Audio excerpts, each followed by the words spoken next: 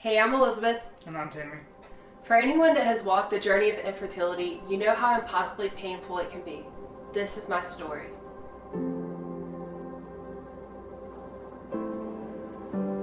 When I was 14 years old, I found out that I was born with complete infertility due to MRKH syndrome. This means I was born without a uterus or cervix. I have normal ovaries and fallopian tubes. I'm just missing those two parts, making it impossible for me to carry my own baby. I remember walking down the long hallway to the doctor's office with a nurse after having an abdominal and pelvic ultrasound at the OBGYN's office. As I sat there alone, just me and the doctor with my dad in the waiting room, I was given the diagnosis and was told that I would never be able to carry my own baby. In that moment, I was devastated and completely heartbroken, and that's a feeling that stayed with me for many years. Growing up as a small girl, I knew I wanted to be a mom, and I always had my baby dolls within arm's reach. On that day, I felt my dreams of motherhood were completely stripped away. When Timmy and I started dating, I knew I would have to break the news to him, one of the hardest things I've ever had to do. I told him somehow, some way, that I wanted to be a mom to a biological child, and that surrogacy was the only way to make that happen. From that moment, he supported that dream and said he would love me no matter what. I was really lucky because God blessed me with two amazing children. Timmy has a son named TJ from a previous relationship, and shortly after we started dating, I adopted my 5-week-old nephew, Jaden. The boys are now 11 and 9, but my desire to have a biological child of my own has never gone away. In fact, the longer that Timmy and I are together, the more everyone asks, "Are you two gonna have a baby together?" If only they knew the story and our longing to do just that.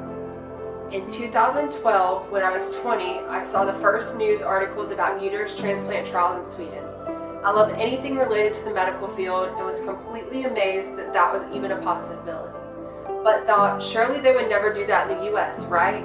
Well, I was wrong. I followed Sweden's incredible accomplishments in amazement.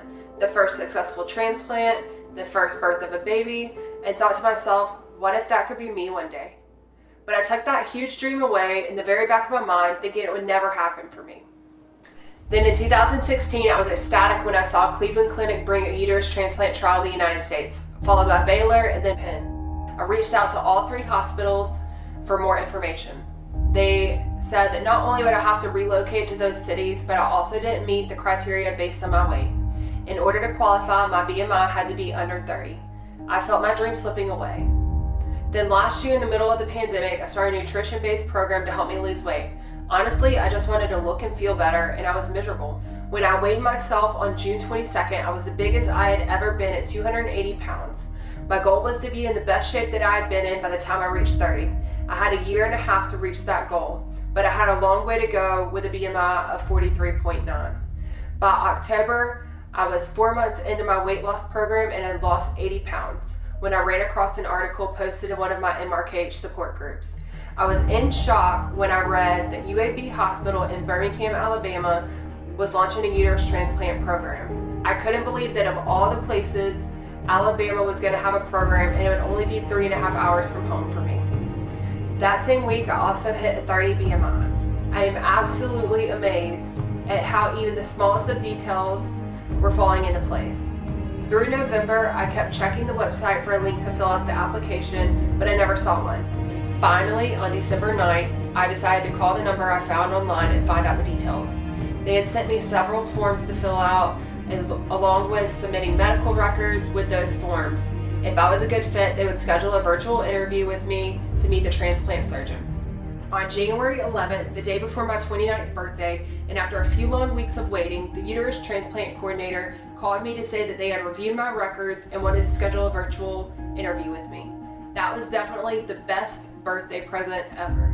The interview was set up for January 19th, and I was so excited but so incredibly nervous. This is the one thing that I have dreamed about every single day since 2012. This was a huge meeting for me, maybe the most important meeting I've ever had. During the hour-long interview with the transplant surgeon and the nurse coordinator, they asked me questions to get to know me and ask me more about my life. Then the surgeon explained the process of getting a uterus transplant.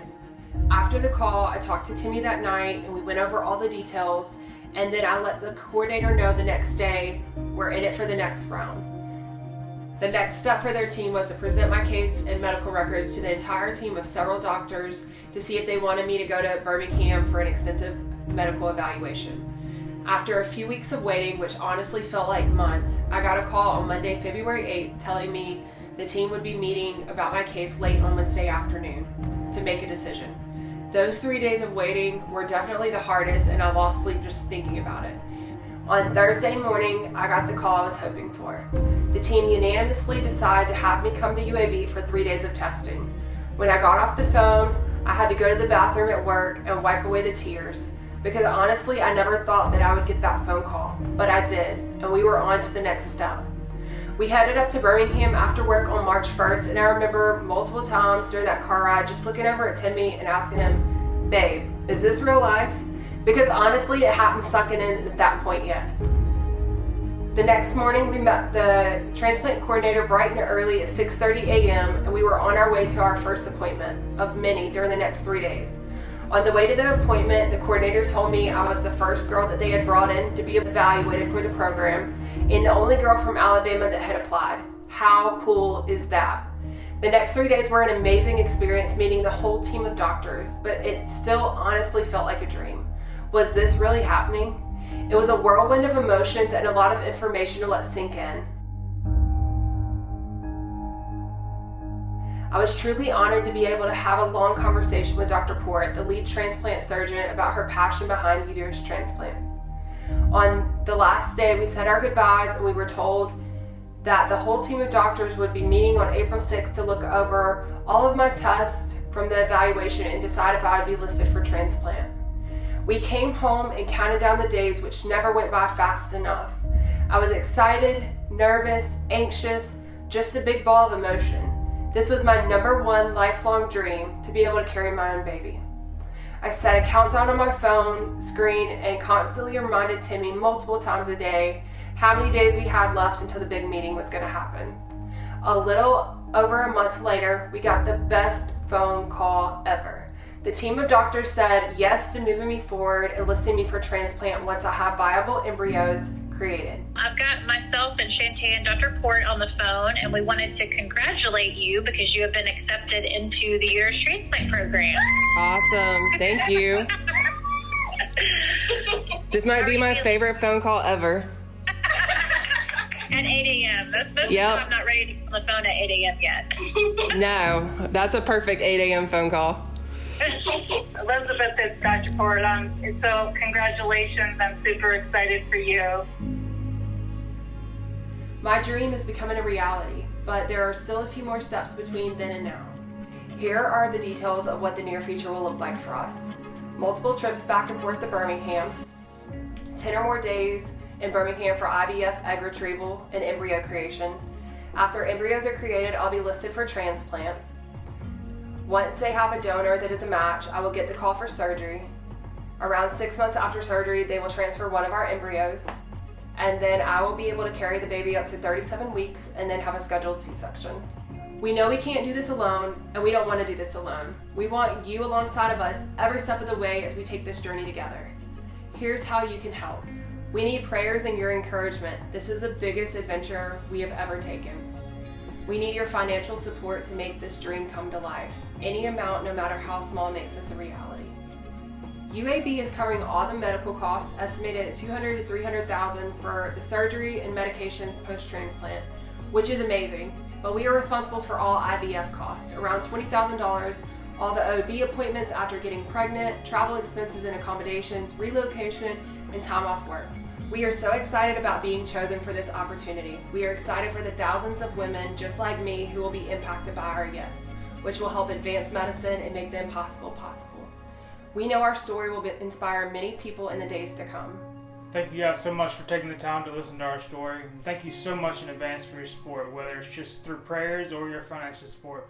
We're so excited about this next chapter in our life, and we can't wait to meet our baby.